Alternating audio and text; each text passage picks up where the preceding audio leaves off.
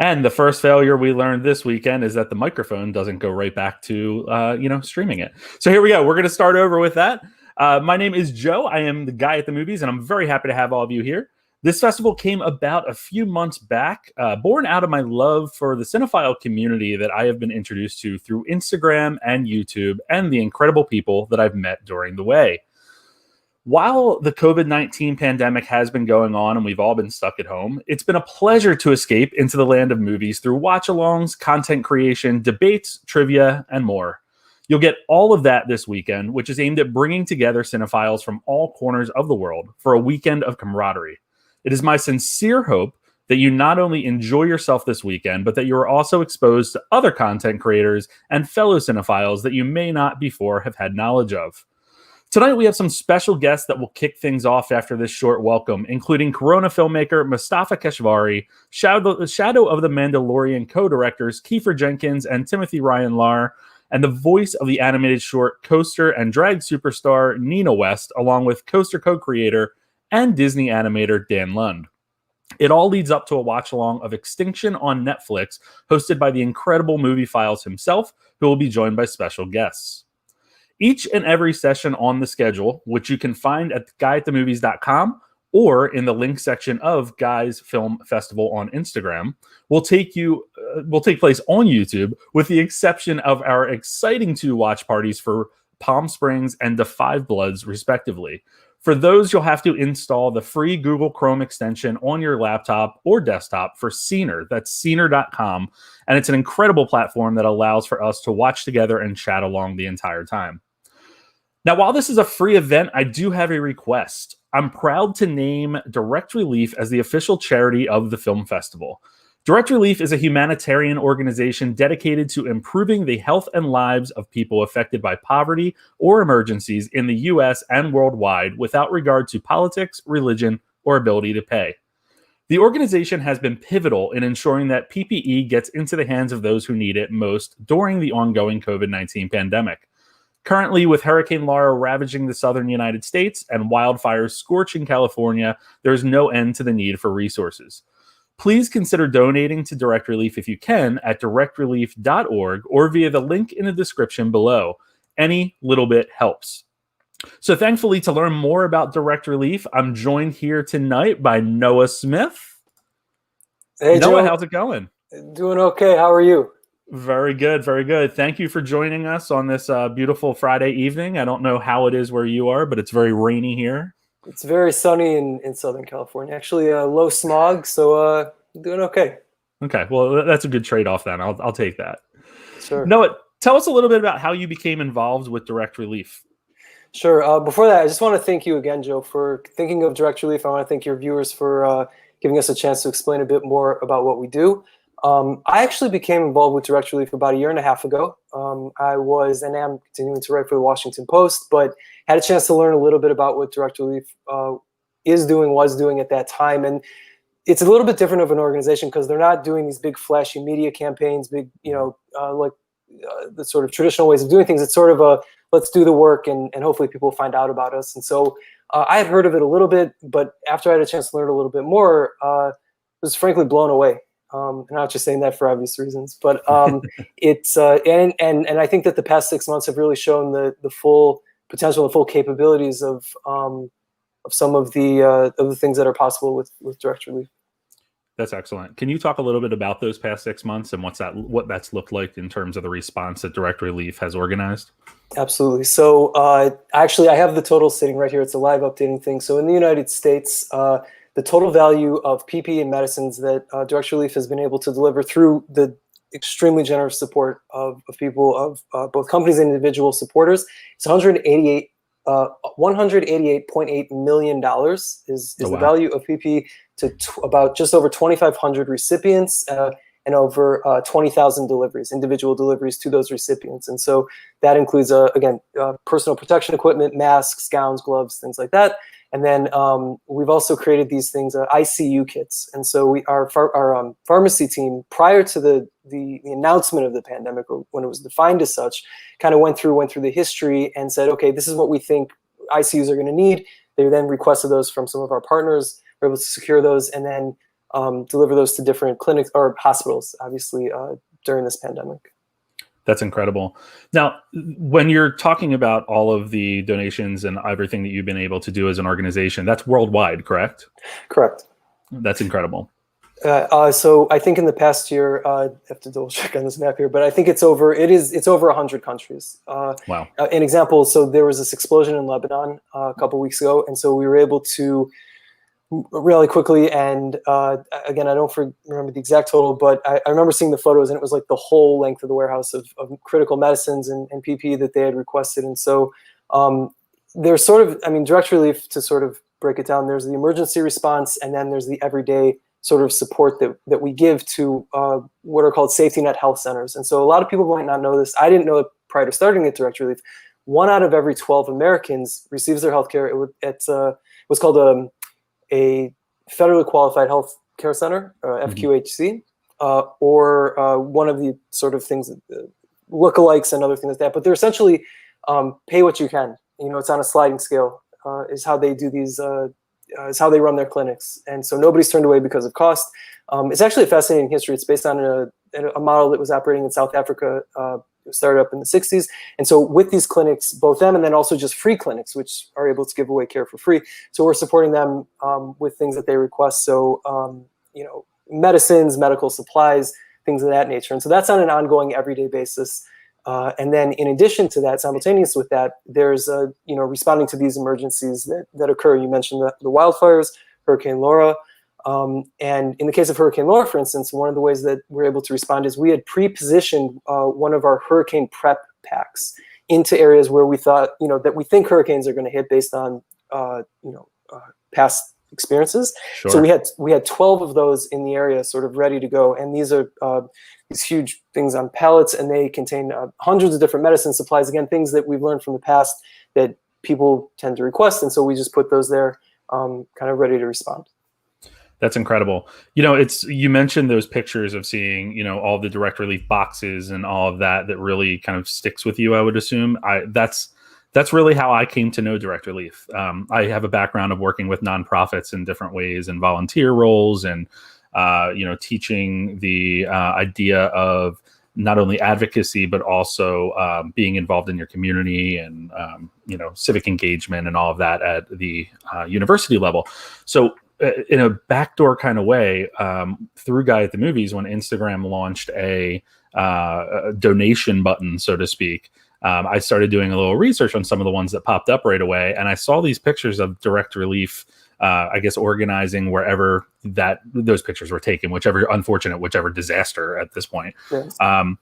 And it was just a really eye-opening and I think sobering look at, number one, the need, but number two, the people that are organized and the organization itself positioned to support and help through whatever disaster is happening at that time. And especially, you know, when you and I were emailing the other day, I, of course, have focused on COVID-19 pandemic, but when you brought up the wildfires and, you know, Hurricane Laura, and then even thinking about the Beirut explosion, oh my gosh, I just can't imagine how stretched the organization must be. Yes, it is certainly an unprecedented time. There's no question about that. I think that one of the benefits of the organization was started in 1948, and since that time, there's been this ability to collect this institutional knowledge. And so the ability to scale up, our ability to have scaled up like this, like I said, wouldn't have been possible without obviously our supporters and our partners. Importantly also, and I want to make sure to put a lot of focus on the people on the front lines, you know, these first responders, Sure. These clinics, the people in these communities, they're leading this charge. We're in a position, you know, grateful, you know, luckily to be able to respond to that, but they're the ones on the front line. And so we do whatever we can to support them.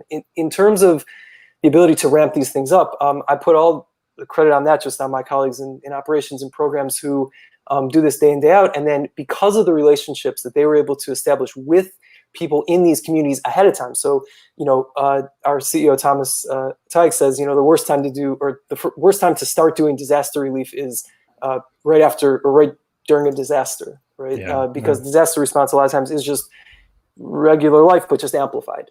And it's hard to just go from 0 to 6 and figure these things out. And so with direct relief, because we sort of have been in this and been doing this and have established these connections, the ability to sort of just ramp up, while by no means easy at all. And every day it is just a continuous, unprecedented level and scale of response.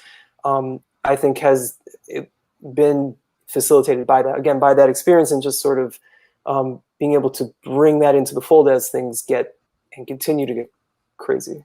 Sure. Yeah. And I think you're hitting the nail on the head with in terms of the unprecedented nature of what we're dealing with, on a health level, on the Mother Nature and the wrath of Mother Nature around the world, and then unfortunate incidents that we see happening wherever they may be. So I'm really glad that we're able to support. Can you talk a little bit about what the organization needs most? Is it financial support? Is it volunteers? What does Direct Relief need at this time? So I would say, obviously, financial support is the lifeblood, keeps the lights on, so to speak. The other thing, though, very importantly, is what you're doing. This is what we need. This is exactly what we need. Again, we don't buy billboards. We don't do golf tournaments. We don't do galas. And it's just not for us. We can't speak to anything else. But we have our focus. We have our way of we like to do things. And so, events like this are crucial. We have gaming events that people do streams, and the last one raised, I believe, it's just over $70,000. But most of those donations are under, I believe, under $20. And so, to your point, when you said earlier, certainly every little bit of financial contribution helps, and it absolutely does. And I've seen it firsthand how. But more than that, I think that it's really about folks thinking about, if it's something that they're interested in supporting, what is it that they're doing, and maybe what is the way that maybe they could bring it into the fold if they're interested. Like a film festival, streaming on video games, something locally in their community. Sure. I can say first, it absolutely makes a difference, and absolutely could not be more appreciative of when people do that. So again, thank you. Appreciate it. Of course. Very happy to do that. And in addition to the funds that I hope to raise in the next few days for Direct Relief, one of the things that I'm doing from now until Sunday is the t-shirts that we're selling, these t-shirts for the film festival. Okay. Instead, any profit that would come from them above the production cost, I'm going to donate straight to Direct Relief. So to make sure that we're getting a good base in there from this event, I think that would be really great to be able to do. So thank you. I look forward to hopefully delivering some good news to you at the end of the day, Sunday or early Monday. And again, want to thank you for coming and speaking to Direct Relief. It's been great, even just working with you the past, week and a half, I think. Likewise. And that last thing I just want to end on for viewers is that with donations to Direct Relief, none of that money will go to advertising or to fundraising. As I said, that's a straight pass through to operations and programs and things of that nature. So just to clarify. Yeah, and I think that's very key, looking at different organizations that you can support. And that's one thing that really enticed me about Direct Relief is it's very clear where the money is going and you see tangible results. So I really appreciate that and look forward to helping contribute to more results in the future. Thank you, Joe. And I'm looking forward to this film fest. Looks like you got some interesting guests and some interesting movies. Should be fun. One thing I was going to ask originally, you seem like you're an entertainment guy. You've mentioned in the past. What type of movies are you interested in? What's anything you've seen recently? Or so last night I had an impromptu viewing of Once Upon a Time in Hollywood. It's my favorite director, Quentin Tarantino. In I think it's the third time. It just gets better with each viewing. I mean, there's little things you notice all the times with Quentin is like these little references, these little inside jokes, things like that, and I love it. So I could go on and on about that, but other ones I've seen recently, Live Flesh by Pedro Moldovar. First time I've seen that. Loved it. I think it was like a late 90s movie, kind of like 98. And it was just one of these things that like blended sort of like intrigue and plot twist, mystery, tremendous acting, beautifully shot. Can't recommend that enough. And then the other highlight I would say is The Sweet Smell of Success. I think it's late 50s Alexandra McKendrick film. James Wong Howe is on the cinematography, and then starring Tony Curtis and Burt Lancaster. And that one is like, it's about a journalist. So I related to that. Touched home. It definitely touched home, but it was also sort of like depressing in the sense of like, it was so different. Like the portrayal back then was so different about what journalists were and how they behaved. And I was like, wait, I can act like this? Like I didn't think this is like an acceptable way of behavior as a journalist. But I loved it. It's like another, you know, one of these film noirs that like kind of takes place all at night. You know, so I think it's over a few nights, but it takes place all at night. And in this New York that no longer exists, that I heard about from my grandparents. I heard about from my grandma in particular, and that you see it then reflected on the screen. And so I can't recommend all three of those highly enough. Yeah, I'm with you. You know, there's so many movies that are back from the 50s to 60s that are just hidden gems. And my father's one that will watch literally paint dry on the TV. But he's very big into you know, some of the older films and introducing me to them. So it's been pretty neat to be able to share kind of this outlet with him, and him saying, "Did you talk about this one? Did you talk about that one? Yes, you're talking about the new releases, but have you know where that came from, or do you know what the inspiration was?" And it's a lot of fun. It's a lot of fun, and you know, the way I found out about these, to be honest, is like because I noticed that there's like so many of these movies that are excellent that I'd never heard of, and like Discovery, right, is this big problem. And so honestly, it was a Martin Scorsese interview that he gave with somebody, and it was like Martin Scorsese's favorite 100 films, like films you have to see or something like that. Because I didn't go to film school, and like Tarantino says, I went to films, right? And so like I did that with him too. So he like has his list, like top 50 Tarantino films, top 100 Scorsese films, and you just boom, boom, boom, boom, boom. They're not like, to be honest, all of Tarantino's ones were pretty much okay. Scorsese had ones I didn't quite understand quite as much.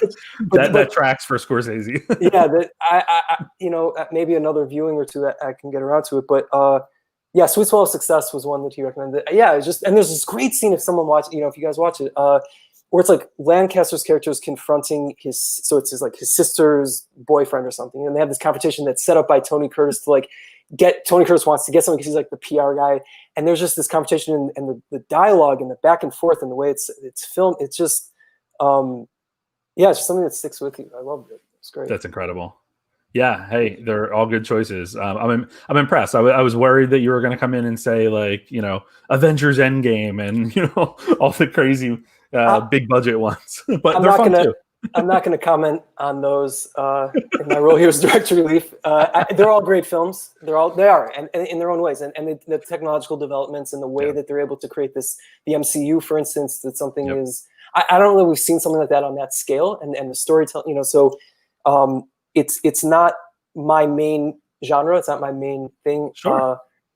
You know, you can see my guy. Yep. So I come from, you know. I hate to say, it makes me sound old. I come from a different generation already with this stuff, you know. But again, I understand it. But you know, I love obviously anything Tarantino, anything from that universe.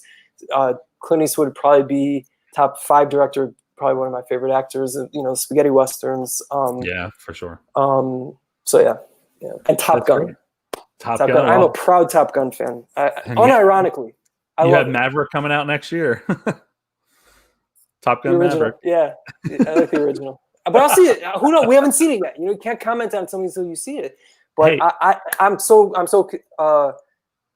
concerned. But I hope Tom Cruise gets better and better with age, which is the oddest thing to me. But he does. Hey, he gets pumping him out. Listen, some of these guys get a lot of like negativity, but the reality, like guys like him, guys like Brad Pitt, like they're celebrities, but they're great actors. Yeah, for sure. Great actors, and they're charismatic and. All jokes aside, and all sort of skepticism. Listen, I was in a remake as an actor once, so I can't criticize the remakes too much. But I can't criticize them too much. So I'm always got to be open minded about these things, and I'm always excited. You know, I love movies. Yeah. I root for them, and I want to like them, and I want them to be great. And so yeah, we'll see. Excuse me, real quick, while I go to find a IMDb page for Noah Smith. I did put it out there. It was Red Dawn. Oh, really? Okay. The remake of Red Dawn. Yeah, different lifetime. But Chris Hemsworth, Josh Peck, and a few other people. Yeah, it's out there. It's out there. I encourage people to take a look if they haven't. If you haven't seen it yet, it's good. It's good. No, I really appreciate you being here and chatting and sharing everything with Direct Relief. We'll hope to deliver some good news come the end of the weekend. It's already good news, Joe. And again, thank you for thinking of us. Thank you for featuring us. And best of luck with the festival. And yeah, I'm right watching with everyone else. Looking forward to it. Thank you. Appreciate it. Take care. Thank you, Joe. Thanks. All right, guys. So once again, that's directrelief.org. That is the official charity of the film festival this weekend. So please go ahead and donate anything that you can. You heard a lot about the great initiatives that the organization is doing in order to meet the needs that are unfortunately popping up around the world, seemingly on a regular basis. And again, as I mentioned, the t-shirts that are available on Teespring, the links in all of the information for the festival, they are $16.99, and that is just including about a $4 donation to Direct Relief as well as the production costs. So no profit will be made from them. So we are about ready to go with the rest of the festival. Coming up next, we will have Corona filmmaker Mustafa Keshvari at 6 p.m. Eastern, where we'll talk about his timely film tackling xenophobia during the current health crisis. Head on over to that video on the official YouTube channel for the first ever Guy at the Movies virtual film festival, and I sincerely